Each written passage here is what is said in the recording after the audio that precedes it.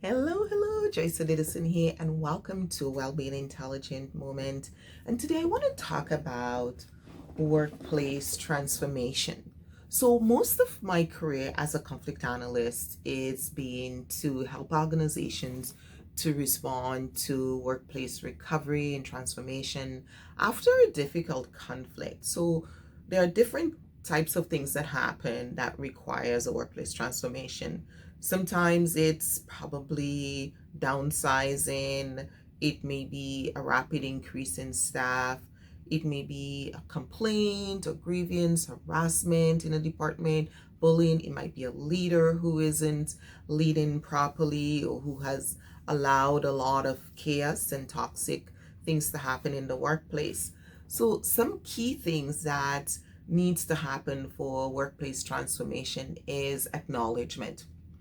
Too often, I've been to situations where the leaders cannot even bring themselves to say we're having conflict. They're like, oh, we have this situation, oh, that thing happened. Let's be able to acknowledge, you know what, I'm a leader, and my job was to ensure that this workplace would be healthy and without harassment, and people would feel not discriminated or not having to deal with a lot of micro inequities, which they did. So I'm going to take responsibility and say, I was not aware, but I acknowledge that it happened on my watch. And I am going to learn from that. I'm going to be more conscientious as a leader. I'm going to pay attention at some of the signs that I missed, the things I could have seen, the things I could have responded to. What did we miss? So often leaders are not looking at what did they miss? Did complaints come in sort of haphazardly? Do we need a better process to structure complaints to help them to flow better so we can truly know what they're saying? Because many times employees are hesitant.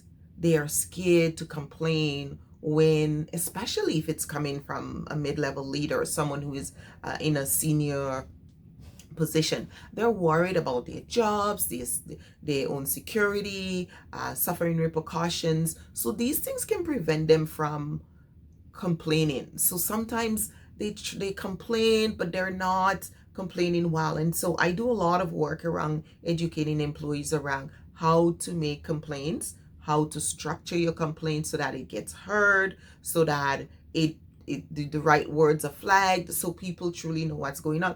But there are a host of employees out there who are operating under fear and self-preservation, and they're like, this is happening to me, happening to my coworker, but I don't want to say anything. I don't want to rock the boat. I don't want to make that person more mad. And so they're operating under fear. So as a leader, you have to be even more vigilant and able to recognize some of those things and touch base with your people. Sit in with them. Ask them how they're doing. Just pick people. Pick one or two people from each department and have a lunch or have a boardroom meeting and give them an opportunity to talk about what would you change here? What are some things that I need to know that I'm not aware of?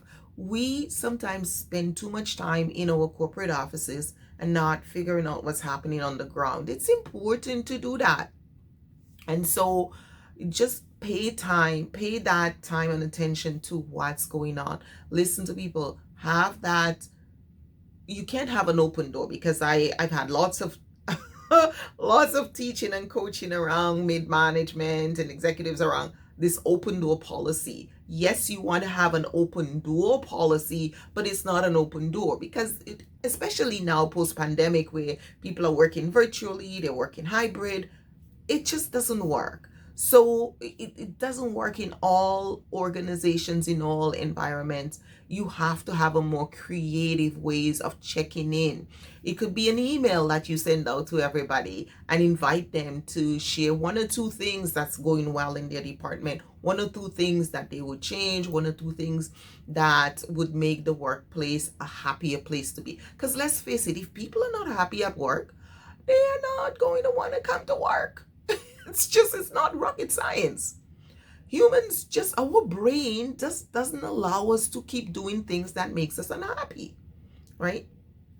So you need to find out what's taken away from the happiness at work. What's driving people to be unhappy? What's driving people to be dissatisfied at work? And I know even for myself with my team, and I have a small team, I I will say something over and over again. I'll say, okay, this needs to be done. This isn't working. Fix this. And then after a while, I start to recognize the energy it takes, right? Because it really does take a lot of energy when you feel like you're repeating yourself, or you're doing the same thing over again, or things are not happening the way you expect them to. And it's important to discuss those things. It's important to put them out in the open and say, you know what? I am feeling not good about this. And happiness is something we all want. And I've always said to my team, if you don't want to work here, don't force yourself. You can find something better, you have something better, then go ahead and do that, because I want you to be happy when you're working here, happy to be part of our team, happy to be learning and growing with us. Otherwise, what's the purpose? What's the need, and why should we bother? So this is something that I really want you to think about in your workplace. If you need to have workplace transformation, what should that look like? Workplace transformation is sometimes it's looking at what are we not doing well? What do we need to do better?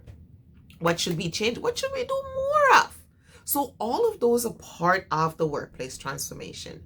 And if you had a bad conflict in your workplace, or you had a really explosive situation and people are staying in their same positions, then you have to do a little bit more. You have to do a longer term, right? A longer term restoration and more supports on the back end,